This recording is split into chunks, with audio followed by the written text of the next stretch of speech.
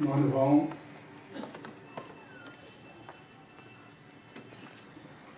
राजेंद्र जी की एक बात से मैं अपनी बात शुरू करूँ। मैं बहुत कम बोलूँगा, मुझे ज़्यादा बोलना है दूसरी जो श्रद्धांजलि आई हैं उनके संबंध में, लेकिन जरा उसके उनकी वो बात जो मुझे याद आती है। मेरा उपन्यास था, उसमें बार बार मुझे कहा कि इस बात को जरूर इंक्लूड करोगे। वो क्या थी कि मौत हमारे साथ ही, जीवन के साथ ही वो आती है।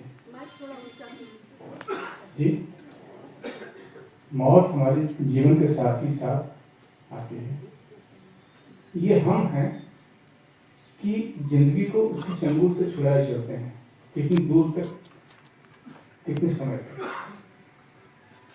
बहुत सारी बातें, दार्शनिक बातें किया करते थे।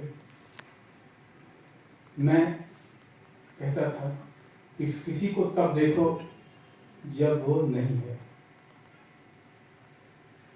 और अब वो दिन याद आते हैं, सन 80 की तपती दोपहरियों के दिन, जब कथाकार मित्र बलराम मुझे ले गए थे उनके पास। मैं सहमा सा बिल्कुल नया नया लड़का, वहाँ जाते ही लगा कि नहीं, ये तो जन्मों के मीत हैं। उन्होंने कहा कि मजनू और मैं दोनों ही तुम्हारी कहानी के पाठक रहे हैं। खैर, वो अलग बात है, लेकिन जो जरूरी बात थी, जो हमारे हर नौजवान साथी को समझ में, मतलब उनके लिए मैं कह रहा हूँ, वो बात जिसने मुझे बनाया, हालांकि मैं पहले से लिख रहा था, लेकिन उन्होंने पूछा सीधे सीधे कि तुम्हें क्या हांट करता है, कौन सी चीज है जो तुम्हें हांट करती है, एकदम दिल खोल के बोलो।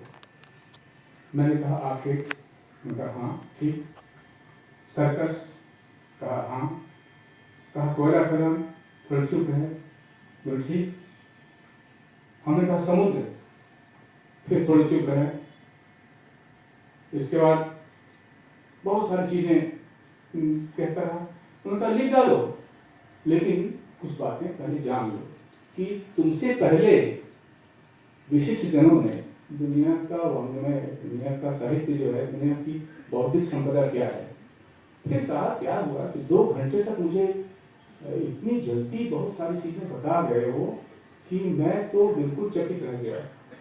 खासकर कोयला खदान पर, मैं कोयला खदान के गिर्द रहता था, लेकिन उनकी जो जानकारी थी वो अभूतपूर्व थी। बाद में उनकी जो थी, उनकी जो उनके सुझाव थे, मैंने वो सारी पुस्तकें पढ़ी उन लोगों को, और मैं खुद जाके पर्सनल उसको महसूसा। मेरा जो भी लेखन था, सबसे उपन्यास का खासकर, ये रहस्य मैं कई बार खोल चुका हूँ कि वो सब राजेंद्र जी के सुझाव के ऊपर आधारित। हालांकि वो व्यक्ति स्वतंत्र मैन है, उन्होंने वो बोल नहीं करते, बोल करने के लिए आगे बढ़ा देते, खुद बोल नहीं करते थे, लेकिन कहे ऐसा करो, ऐसा करो, ऐसा करो। यहाँ तक कि जो मेरा उपन्यास, नवीनतम उपन्यास, बिल्कुल नए विषय पर, जिस पर भारतीय भाषाओं में नहीं लिखा गया है, रह गई दिशाएं इसी पार, इसका न केवल शीर्षक दिया, बल्कि इस पर बार बार हम आपस में डिस्कस करते रहे। और जिस झगड़े की बात भाई विवेक मिश्र जी ने की, वो अक्सर हम लोग झगड़ करके चुप हो जाए थे, हम नहीं बोलेंगे, ठीक है नहीं बोलेंगे। ऐसी बहुत सारी बातें, मेरे प्रकाशक भी रहे, बहुत सारे लोग जानते हैं कि रॉयल्टी नहीं देते थे, उस लेखक को उन्होंने तोड़ा, और उस पैसे को मैंने उन्हीं को दिया जो ये कहते थे कि रॉयल्टी नहीं देते हैं। खैर, कार्यकारी संपादक के रूप में तो उन्होंने बाद में कहा कि आ जाओ, लेकिन मैं जब से हंस शुरू हुआ, उसके पहले से ही मैं उनसे जुड़ा हुआ था बौद्धिक स्तर पर। किस तरह की पत्रिका होनी चाहिए, कैसा होना चाहिए, क्या होना चाहिए, और कौन कौन सी पत्रिका खासकर बांग्ला के संदर्भ में बातें किया करती थी। मैं अक्सर तब उतना जानता नहीं था, लेकिन बाद में जो झगड़े का प्रधान बिंदु क्या था, वो जिसकी तरफ इशारा किया, उसका जिक्र मैं करना चाहता हूँ। कि मैंने कहा कि सर आपका नारी विमर्श जो है वो देह विमर्श है।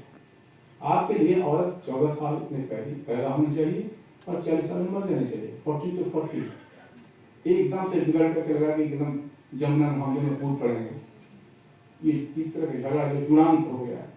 फिर इसके बाद कहेंगे, उन्होंने कहा कि तुम बताओ दुनिया की सारी नायिकाएं 14 से 40 के बीच में हैं कि नहीं? मैंने कहा बिल्कुल नहीं, उसके आगे भी हैं, पीछे भी हैं, उसके बीच में भी हैं। इनका उदाहरण दो। हमने कहा गोरिका की। मैं चुप, गोरिका के नाम लेकर और बताओ। हमने कहा मेरे पास बहुत सारी नायिकाएं हैं, आप बिल्कुल ये हो जाएंगे, चुप हो जाएंगे। माँ है गोरकी की और बहुत सारे। खैर हमारा उनका झगड़ा चलता रहा और ये बोन ऑफ कंटेंशन था जो अपनी मर्जी के उस पर रहे। वो उनके आदर्श पश्चिमी